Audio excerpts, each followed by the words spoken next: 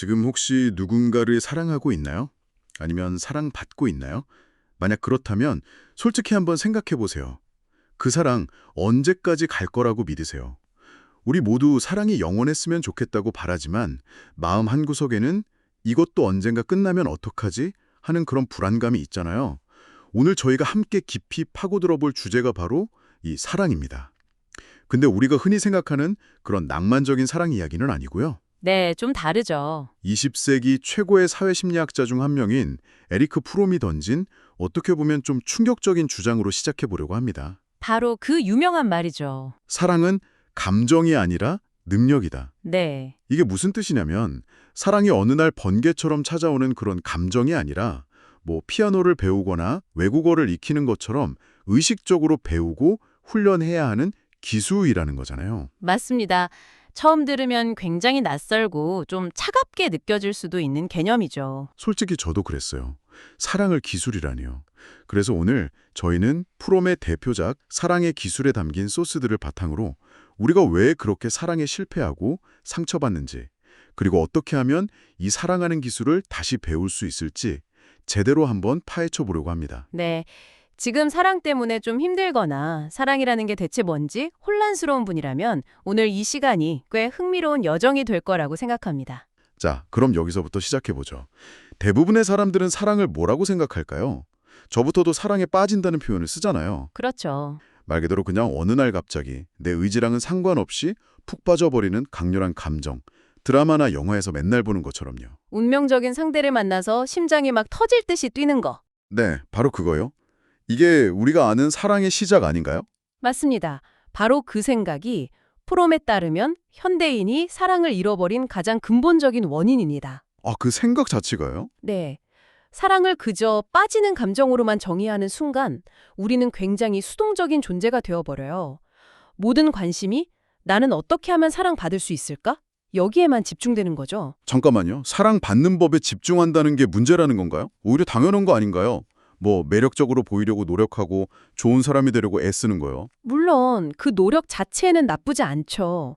하지만 프롬이 지적하는 건 그 동기입니다. 사랑받기 위해 나를 가꾸는 건 결국 나 자신의 하나의 상품으로 만드는 과정과 비슷해진다는 거예요. 상품이요? 네, 프롬은 이걸 사랑의 상품화라고 불렀거든요. 현대 자본주의 시장 논리가 인간관계에 그대로 적용되는 거죠. 아, 사랑의 상품화. 와, 듣고 보니 확 와닿네요.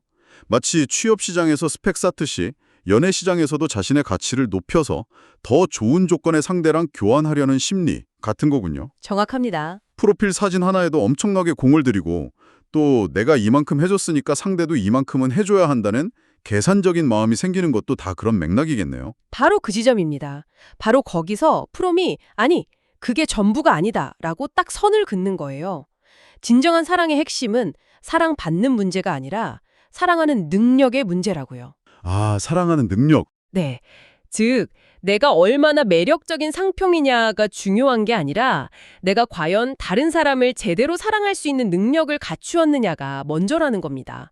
그리고 이 능력은 저절로 생기는 게 아니고요. 이론을 배우고 실천을 통해 평생에 걸쳐 갈고 닦아야 하는 기술이라는 게 프롬의 핵심 주장입니다. 알겠습니다.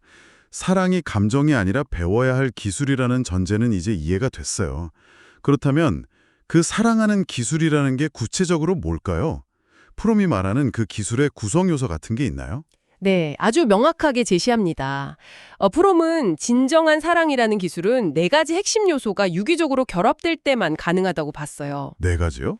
바로 배려, 책임, 존중, 그리고 이해입니다.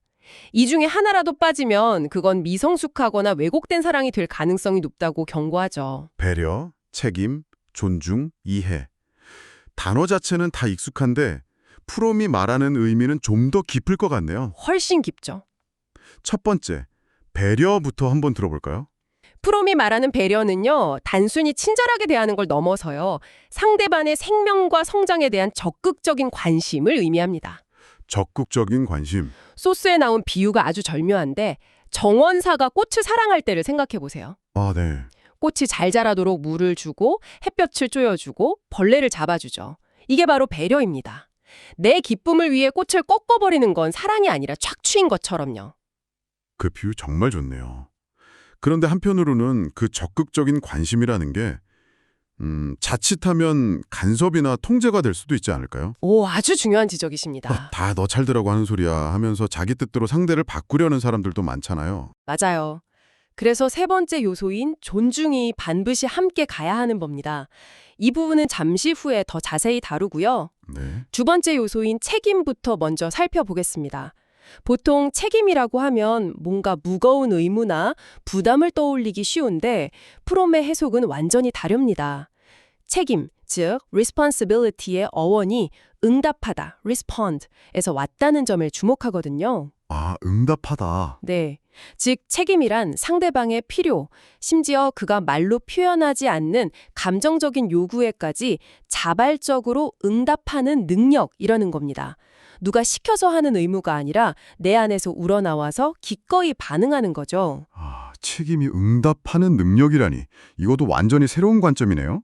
그럼 세 번째, 아까 잠깐 언급하셨던 존중은 어떤 건가요? 간섭과 배려를 구분하는 열쇠가 될 것 같은데요. 맞습니다. 존중, respect 역시 어원을 보면 바라보다, look at 이라는 뜻이 담겨 있어요. 바라보다. 상대를 있는 그대로 바라보고 그 사람이 그 사람만의 고유한 방식으로 성장하고 발전하도록 내버려두는 태도를 의미합니다.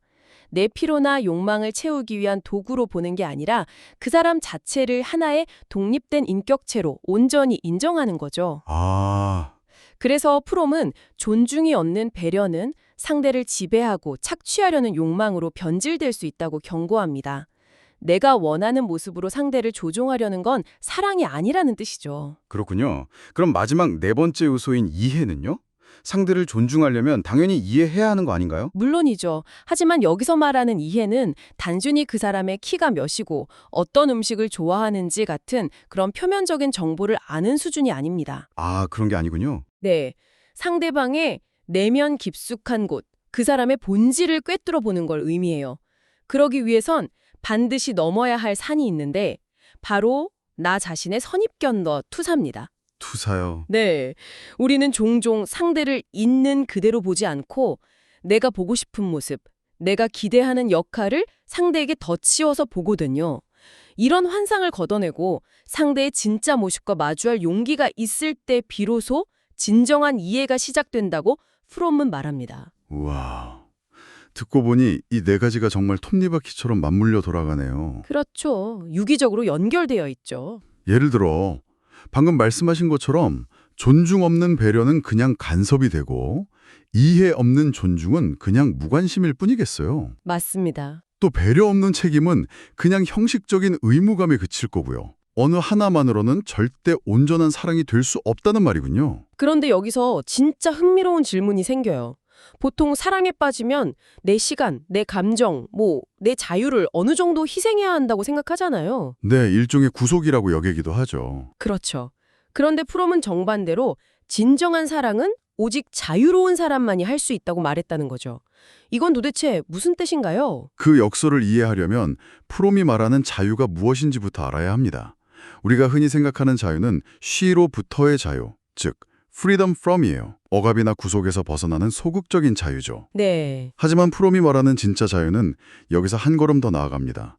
바로 she를 향한 자유, freedom to. 쉬를 향한 자유. 네, 즉 자신의 잠재력을 실현하고 자기 자신이 될 수 있는 능력을 가진 상태, 적극적 자유를 의미합니다.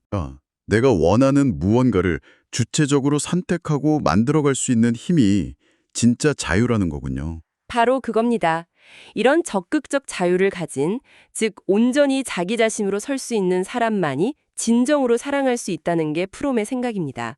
왜냐하면 사랑은 의존이 아니기 때문이죠. 프롬이 제시한 문장으로 미성숙한 사랑과 성숙한 사랑을 비교하면 그 차이가 명확하게 드러납니다. 어떤 문장인가요? 미성숙한 사랑은 이렇게 말합니다. 나는 당신이 필요하기 때문에 당신을 사랑한다. 아, 반면 성숙한 사랑은 이렇게 말하죠.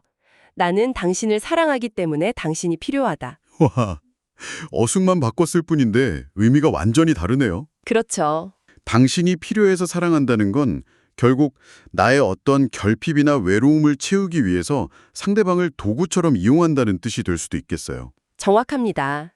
그건 의존이고 집착이죠. 하지만 당신을 사랑하기 때문에 당신이 필요하다는 말은 다릅니다.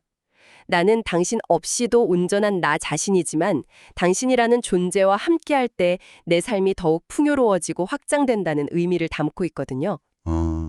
이것이 바로 필요에 의한 결합이 아닌 자유로운 두 개인이 서로의 성장을 위해 능동적으로 맺는 관계, 즉 성숙한 사랑의 본질입니다. 그 관점에서 보니까 현대인의 고독 문제도 다르게 보이네요.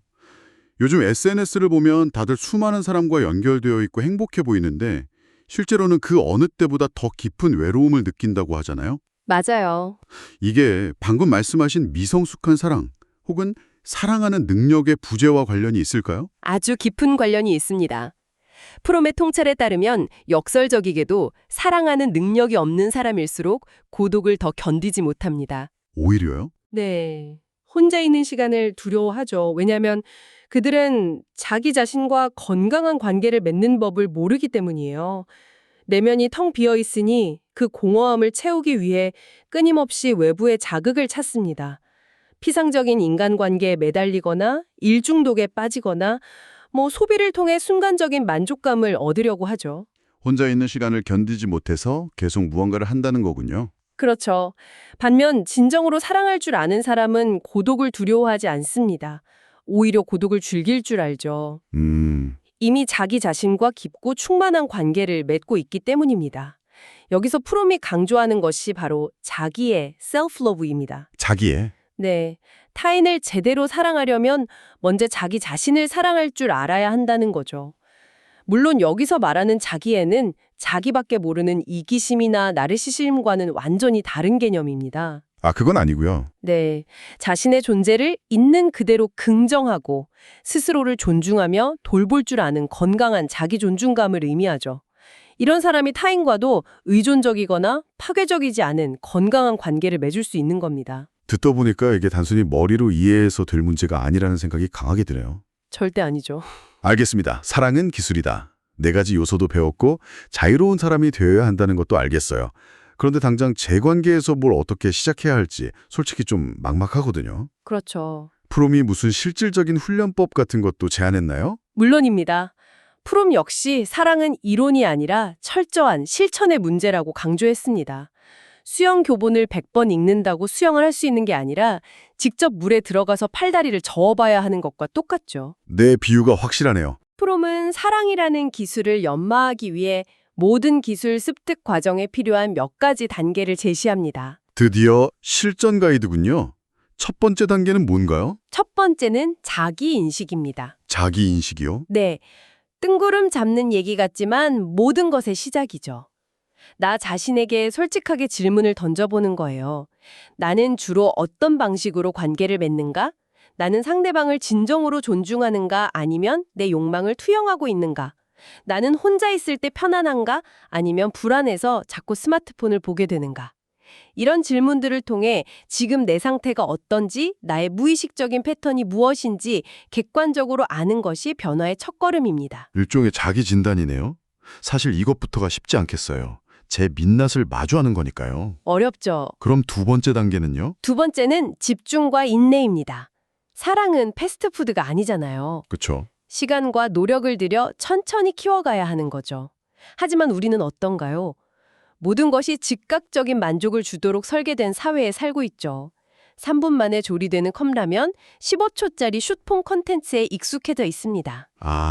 이런 습관에서 벗어나야 합니다. 프롬은 일상의 모든 순간에 집중하는 연습을 하라고 조언합니다. 예를 들어 상대방과 대화할 때 다른 생각하지 않고 온전히 그 사람의 말에 귀 기울이는 것. 네. 함께 산책할 때 주변 풍경에 온전히 집중하는 것. 이런 작은 집중의 순간들이 모여서 사랑하는 능력을 키우는 근육이 됩니다. 집중력 훈련이 사랑의 기술 훈련이랑 연결되는 거군요. 요즘처럼 자극이 많은 시대에는 정말 필요한 훈련이겠네요. 반드시 필요하죠. 세 번째 단계는 뭔가요? 세 번째는 용기입니다. 용기. 사랑은 본질적으로 리스크를 잠수하는 행위입니다. 내 약한 모습을 드러내고 상대에게 거절당하거나 상처받을 가능성을 끌어안는 거죠. 관계가 내 뜻대로 흘러가지 않을 수 있다는 불확실성을 견뎌내는 힘이기도 하고요.